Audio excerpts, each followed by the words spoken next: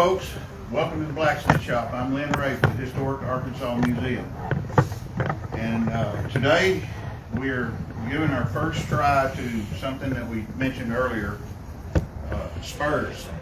So let's take a look up here at what we got, and then we'll get a piece of this hot. And we're using our freshly handled hammer that's working just fine. We got it all in last week and it's working good. But notice what we got here. We've got a rectangle of mild steel, and we just took a bandsaw and sawed into the piece and subdivided it in 3 sections and left pieces of it connected. Left all those 3 pieces connected. And this is the way that looked earlier.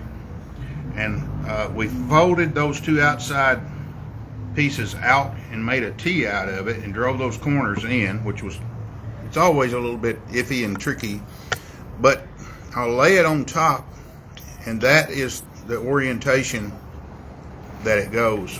And if that's cool enough, I'll actually lay it this way. So this piece is that, this piece is swung around to make this, and it's just drawn out to a particular length.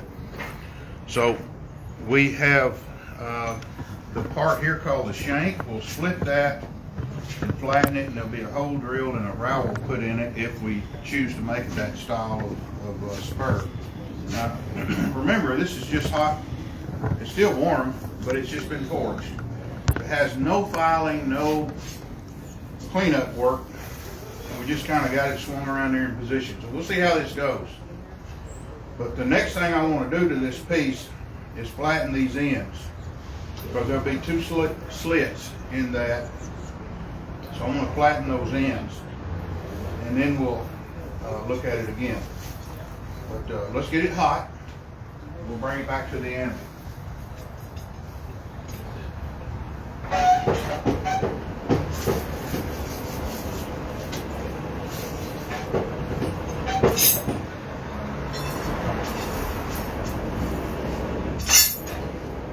I'll lay this over here to get it out of the way. When you're making a pair of anything, a pair of tongs, a pair of scissors, in this case, a pair of spurs, you want to, your starting stock needs to be the same. They need to be a pair from the very beginning. It's pretty risky for me to go this far on one side of the pair and then start the other one. I prefer myself to do them in paces, you know, leapfrog work. You do one, what you do on one, you do on the other, and they stay paced toward the end product. But we wanted, for your sake, we wanted to show you the starting stock and how it took shape. But we wanted to get a little farther along, so it actually started to look like a pair, or at least a spur. Because the other one's still in the beginning, and it's really not a pair just yet.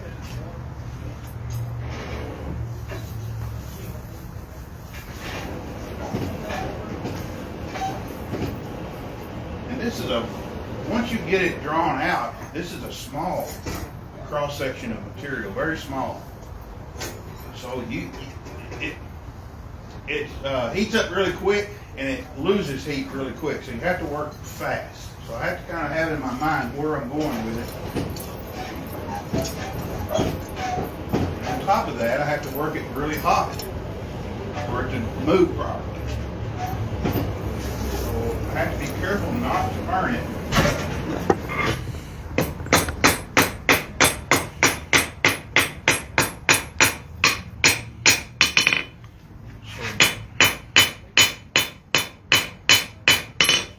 So what I'm looking to do is have the same thickness, but have a wide spot on the end. And then we're going to slot that twice. There will be 2 grooves so that the strap that holds it onto the boot will go through there and back out. Then there'll be a buckle. So we've got that in place. This length is you know, all we had to go by was look at old spurs. So we got that the right length, and then this one, when it gets pulled out the same way, it'll be the same length. And then this will be split and shaped. Logically, there's going to be some preparation work done on this part, and then the rowel, or that little star-shaped piece that goes often on a spur, will go between it with a hole and a pin, and it'll either spin or be locked into place depending on the type of spur that you want. So let's get the other side hot.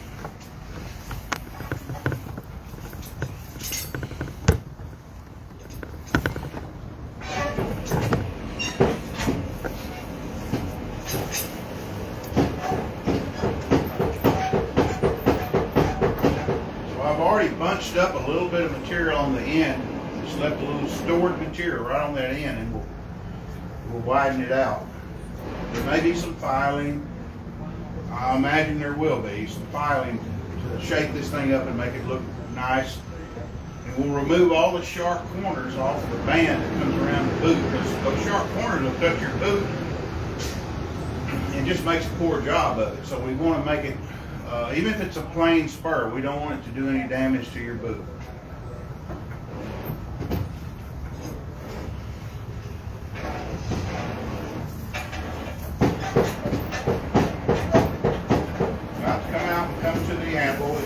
A bright yellow heat.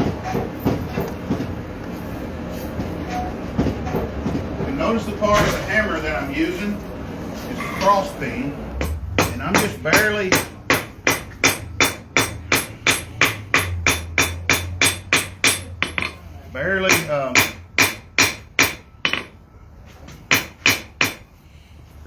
I'm using about that much of the cross peen, because I only want to widen.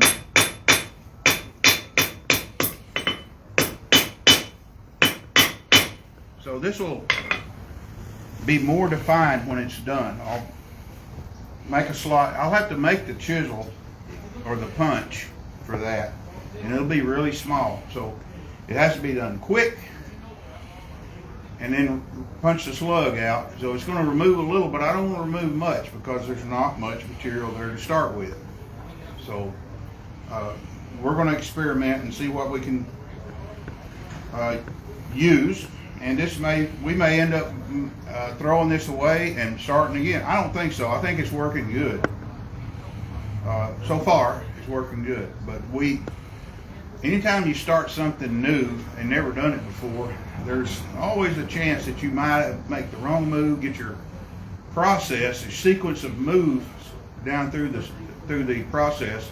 You may get something mixed up, or you may see that, well, what I thought was going to be part of the process, it shouldn't be. I need to eliminate that part or tweak it, do some filing or some rasping or something like that in between. So it's those kind of things that we find out once we actually get our feet wet, jump into the project. We've never done it before, so we don't know for sure. So, but we can, from past experience, we can get a close idea, but we always reserve the right to mess it up first time.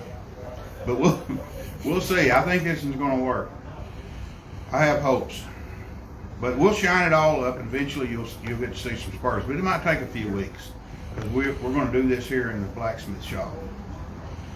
But we've enjoyed making these videos, and we hope that you enjoy them. It's just a quick visit to the Blacksmith Shop to show what we're doing from week to week. So if you have any questions or comments, please write them below in the comment box. And we enjoy having y'all here.